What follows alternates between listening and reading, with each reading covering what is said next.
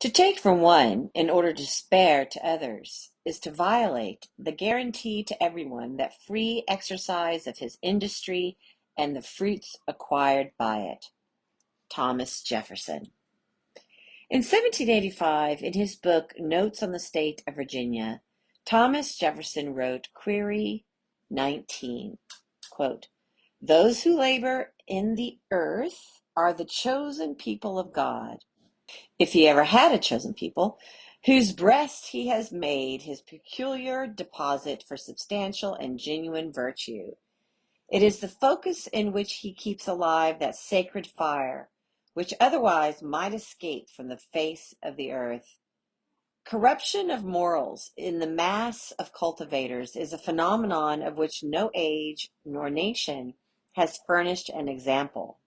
In a similar tone, in a passage in a letter to John Jay that same year, Jefferson effusively tied together all of the notions American agrarians held dear. Quote, "Cultivators of the earth are the most valuable citizens.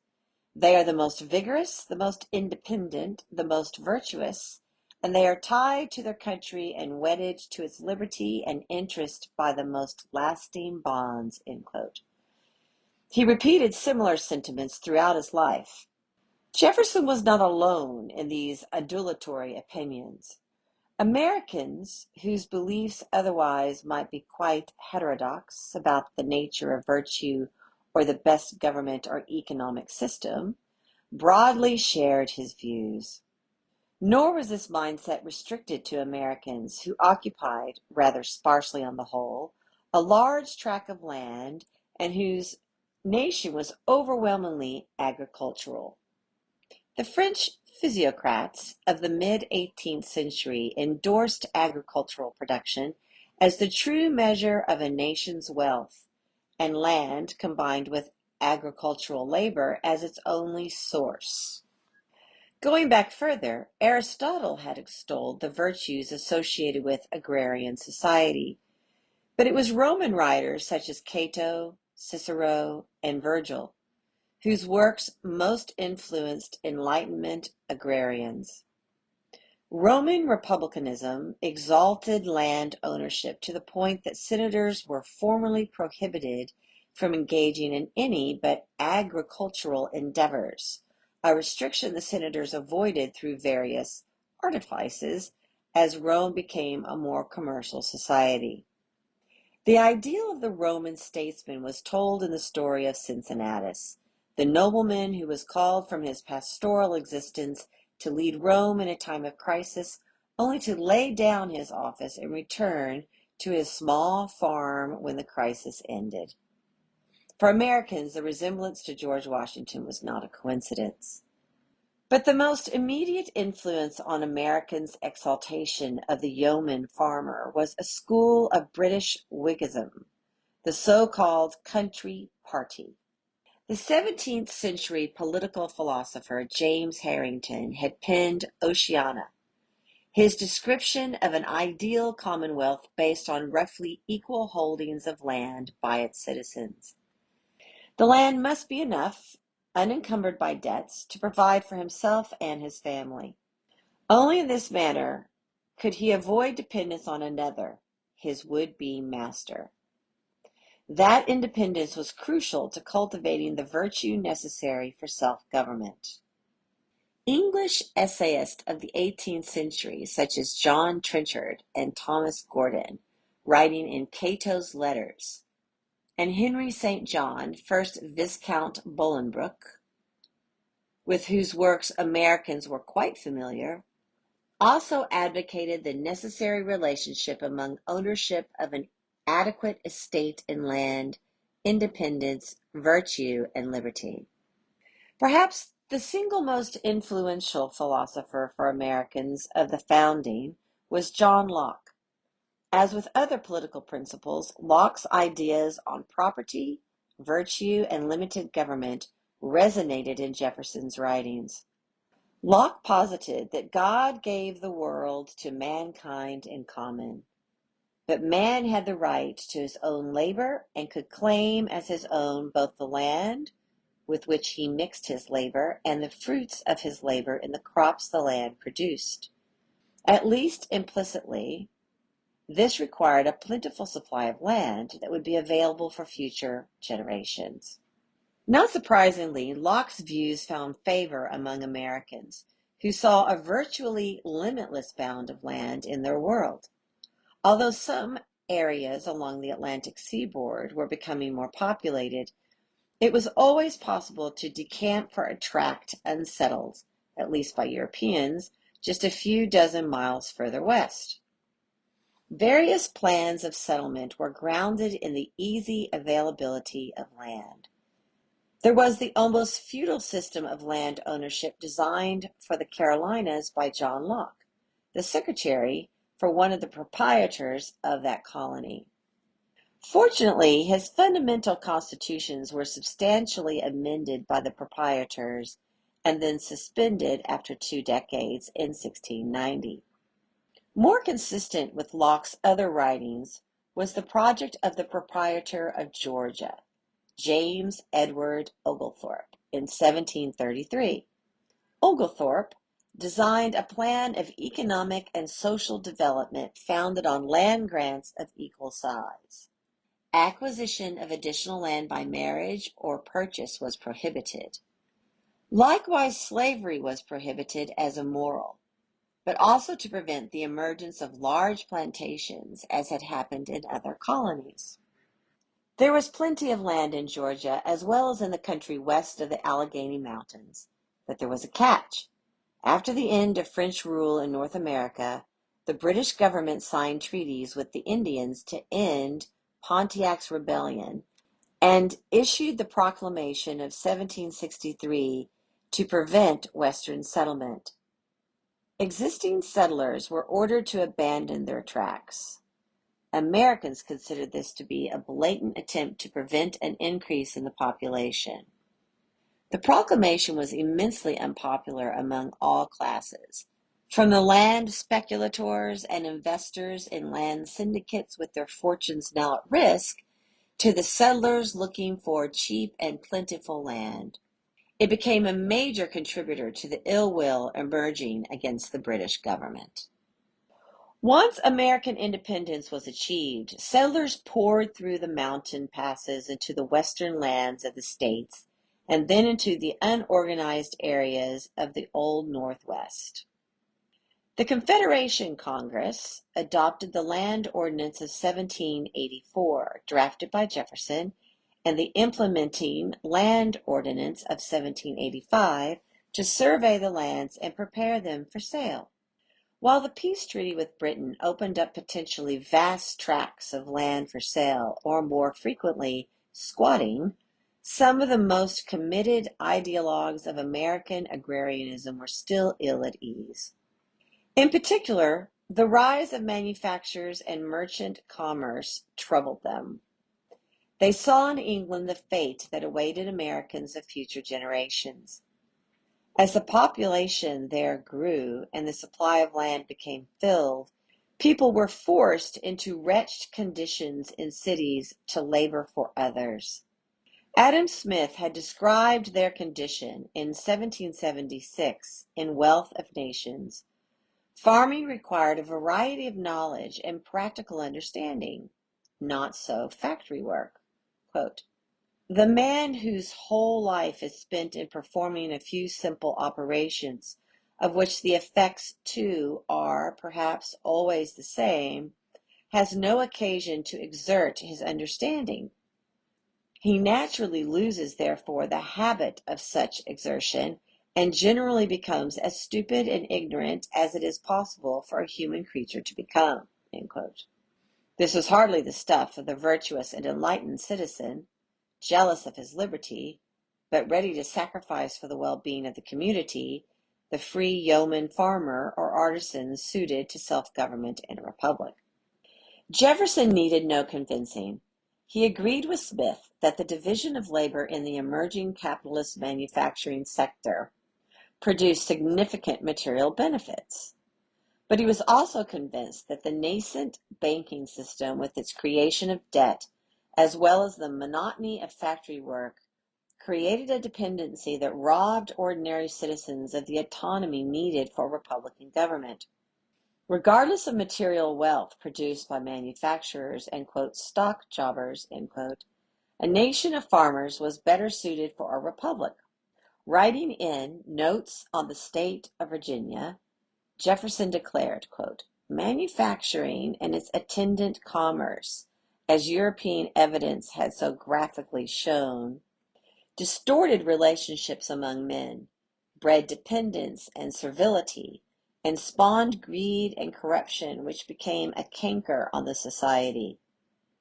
A nation of farmers, on the other hand, each of whom owned his own plot of land, who was free and beholden to no one, would assure the preservation of those qualities on which the strength of a republic depended, end quote. It was important, therefore, to provide land for as many as possible, including future generations. Echoing Locke, Jefferson wrote in a letter to James Madison on October 28, 1785, quote, the earth is given as a common stock for man to labor and live on.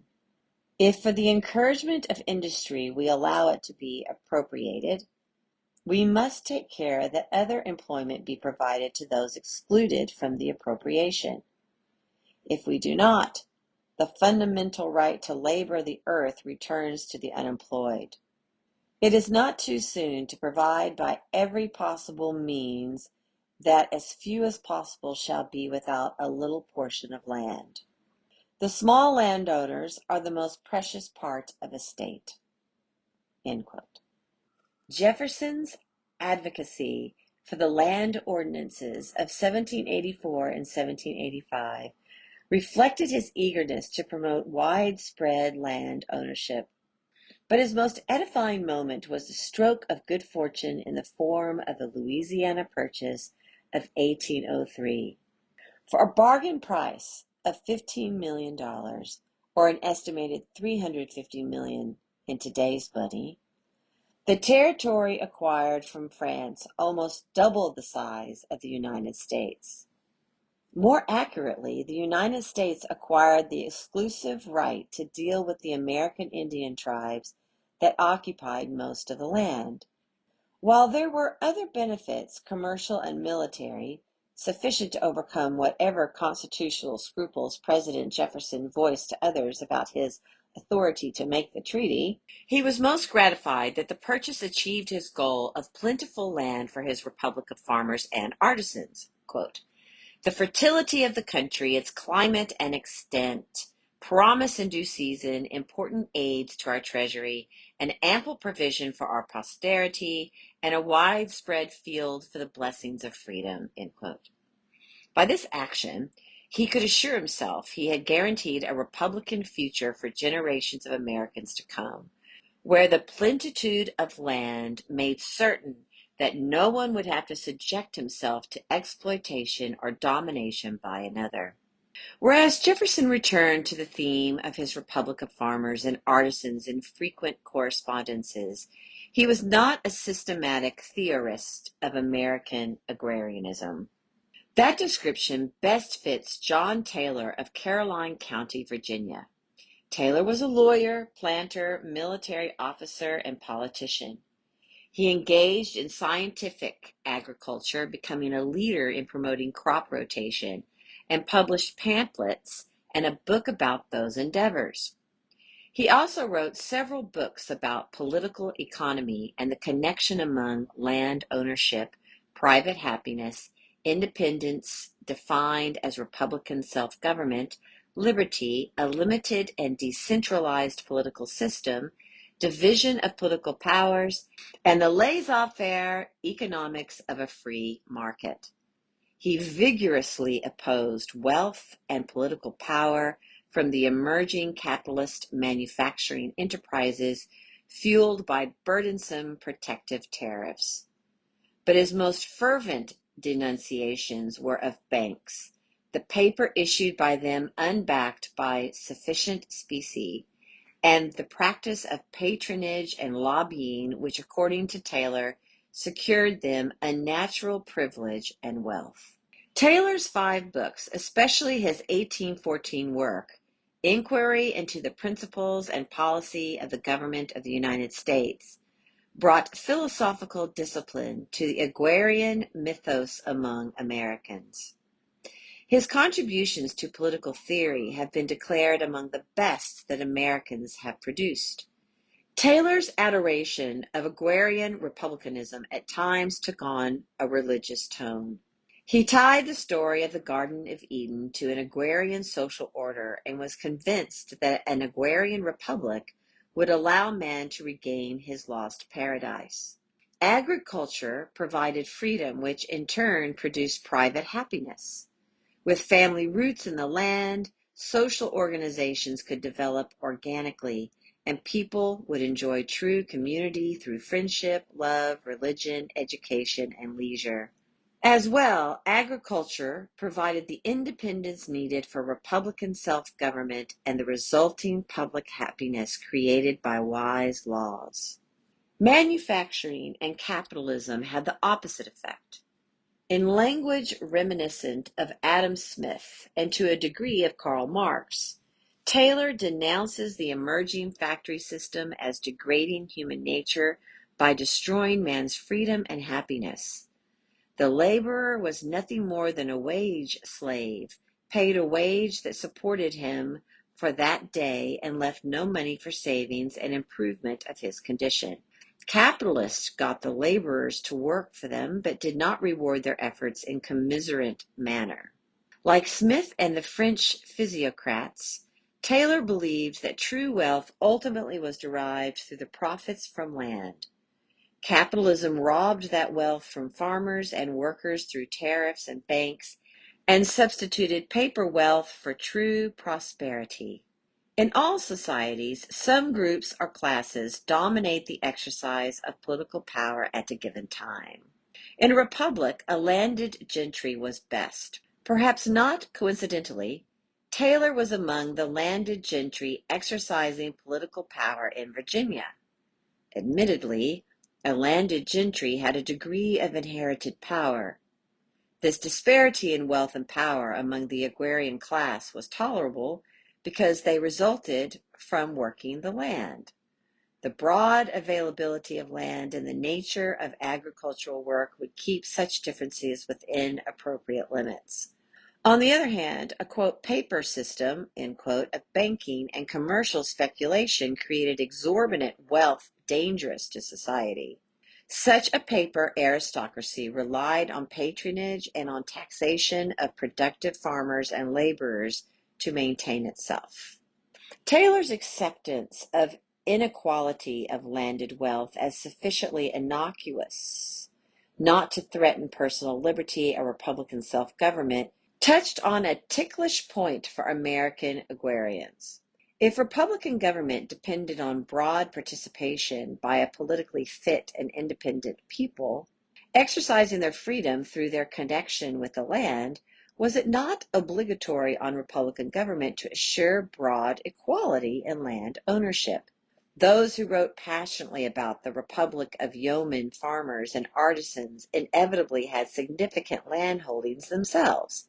Taylor, for example, at one point owned 3 plantations in Virginia and thousands of acres of western lands, so there was a limit to how far he was willing to press agrarian fundamentalism.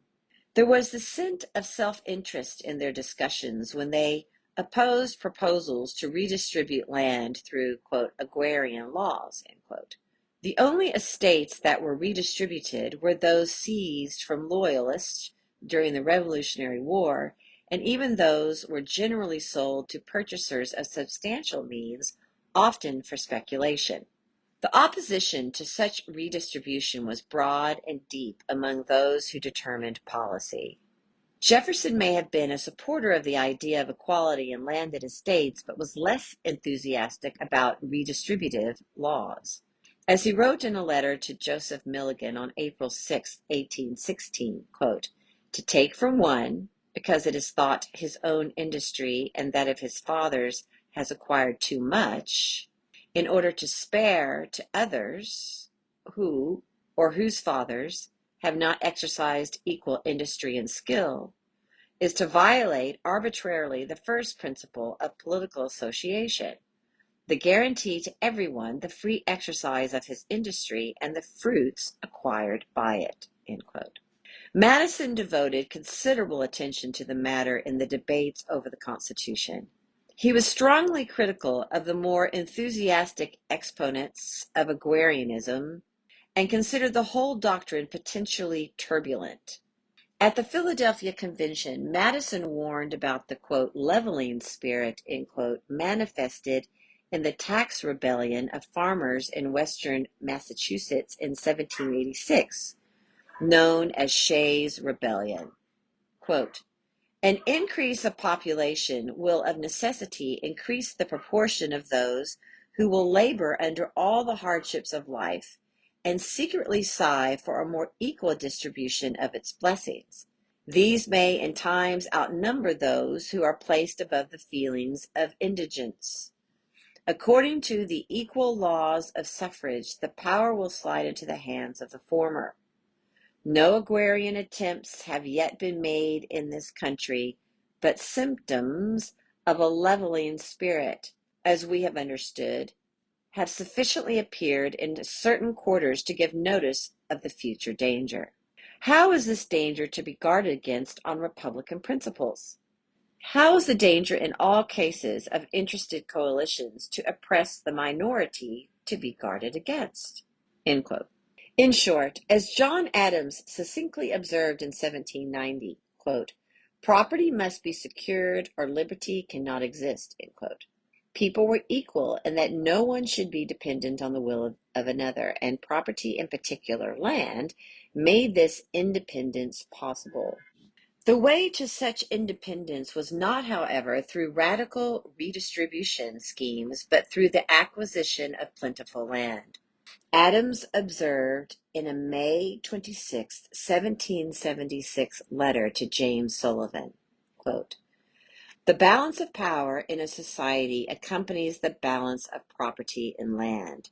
The only possible way, then, of preserving the balance of power on the side of equal liberty and public virtue is to make the acquisition of land easy to every member of society, to make a division of land into small quantities, so that the multitude may be possessed of landed estates.